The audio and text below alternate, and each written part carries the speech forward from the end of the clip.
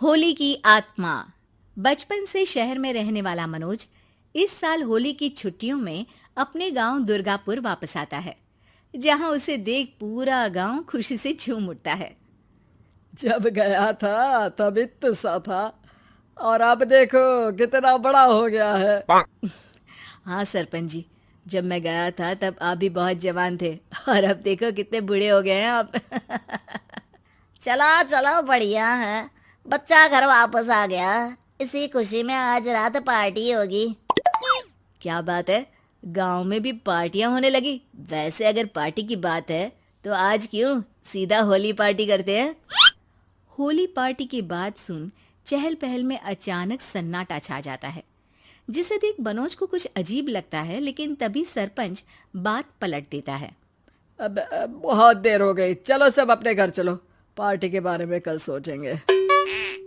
मनोज भी mummy papa के साथ घर आ जाता है, पर होली पार्टी और उस पर पूरे गांव की खामोशी वाली बात अभी तक उसके जहन से निकलती नहीं। पापा, होली पार्टी की बात पर सब चुप क्यों हो गए थे। अरे होगी उनकी कोई अपनी बात। मुझे गांव की पंचायत ही थोड़ी पता है। थक गया हूँ, चलो सो जाते हैं, कल बात करते हैं। पापा की बात मानते हुए मनोज भी सोने चला जाता है।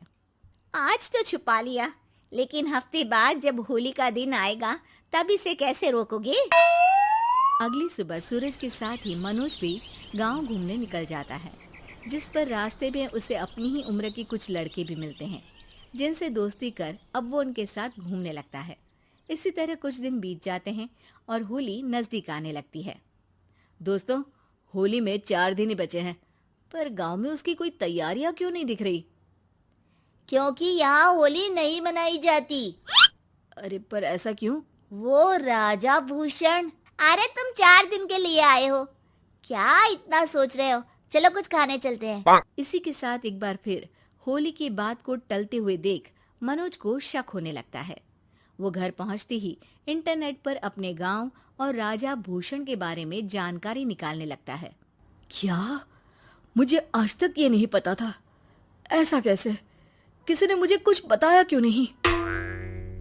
सारी जानकारी लेने के बाद मनोज गांव वालों या अपने मम्मी पापा से कुछ पूछे बिना खुद ही उसकी सच्चाई के बारे में छानबीन करने लगता है, जिसके चलते वो राजा भूषण की हवेली में पहुंचता है। वाह, क्या हवेली है यार। पर क्या यहाँ सच में कोई भूत है?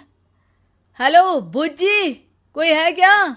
हम इस साल गांव में होली सेलिब्रेट कर रहे हैं, क्या आप उस पर थोड़ा इंटरव्यू देंगे? मनोज के ऐसा बोलते ही गांव में तूफान उठ जाता है और हवेली में रखी सारी चीजें हिलने लगती है। एक अदृश्य शक्ति मनोज को धक्का देकर हवेली से बाहर निकाल दरवाजा बंद कर लेती है। ये सब देख मनोज हैरान रह जाता है। क्या अभी मुझे हवा ने धक्का देकर बाहर निकाल दिया?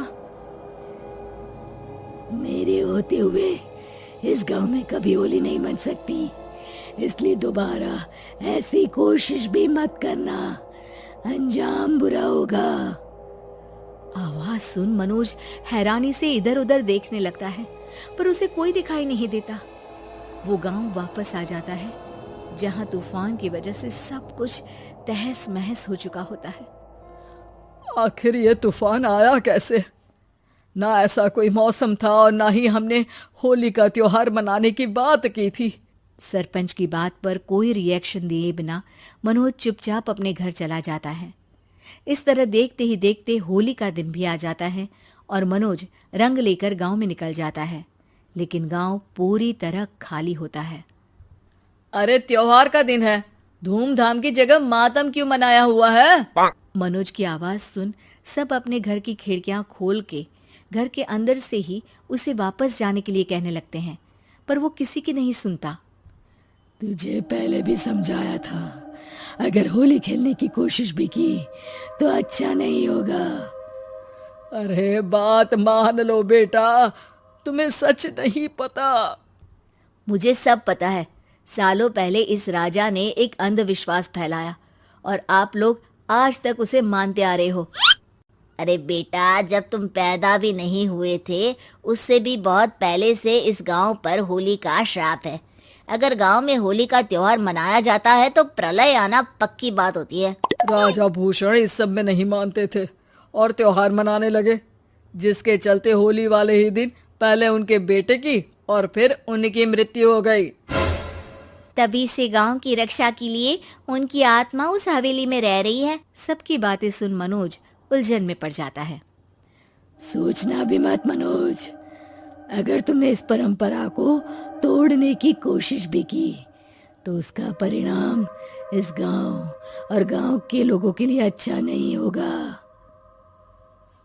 मुझे भी यकीन नहीं हो रहा कि आप लोग एक बेतुकी बात को मानकर सालों से रंगों के त्योहार को मातम की तरह मनाते आ रहे हो। मनोज किसी की कोई बात ना मानते हुए पूरे गांव में रंग बिखेर देता है, जिसके तुरंत बाद वहां तूफान के साथ बिजलियां गरजने लगती है। अचानक मौसम में ऐसा बदलाव देख जहां मनोज कंफ्यूजन में आ जाता है, वहीं गांव वाले डर से सहम जाते हैं।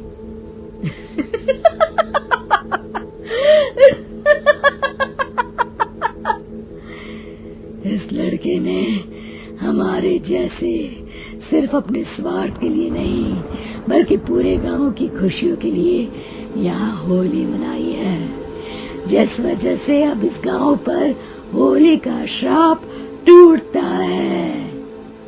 ऐसा बोलकर राजा का भूत वहां से गायब हो जाता है, जिसके बाद गांव के लोग धूमधाम से होली मनाते हैं। खुशियों के रंग गांव में बिखरे ही होते हैं कि अगली सुबह अचानक मनोज कहीं गायब हो जाता है और एक बार फिर गांव में होली का नया राज शुरू हो जाता है।